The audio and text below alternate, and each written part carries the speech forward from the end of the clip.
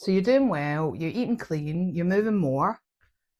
Then out of nowhere, 2 a.m., 3 a.m. wakes.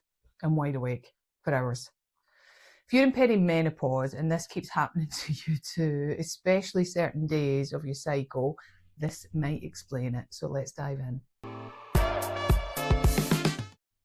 So midlife weight loss isn't just about calories, it's hormones, it's blood sugar, it's sleep. And when sleep goes, everything else just feels harder and everything just kind of knocks out of sync. So this is week 25 of my reset, but like 3 weeks fully back on low carb. Inflammation definitely down again, energy's feeling steadier, movement's been consistent, long walks, swimming, even got some ice skating in and getting some more in later on today. Valentine's happened, best friend visiting Scotland. So we had chicken pie, couple of chips, lots of greens, cauliflower cheese. I was very good, didn't have any dessert, and straight back on plan the next day. So I wasn't feeling guilty. I was just feeling balanced. But here's what I've noticed. If I even have a small amount of sugar, milk chocolate after about 7 o'clock at night, I'm waking up around 2 or 3 in the morning. And this week that happened between days 18 and 23 of my cycle. And that timing really matters. In days 18 to 23, we're mid-luteal phase.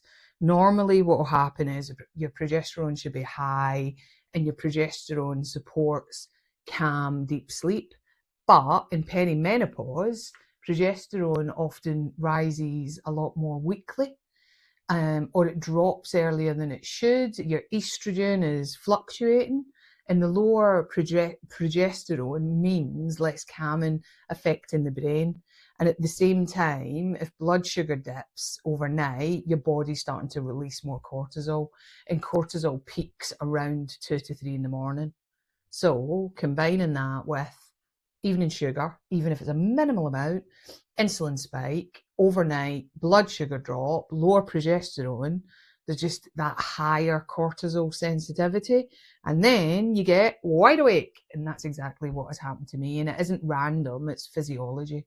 So this week I'm going to be experimenting. I'm going to have no milk chocolate or any form of artificial sugar after 6 to 7 at night, higher protein at dinner, and watching what happens specifically in that days 18 to 23, because I don't need perfect, I need predictable sleep.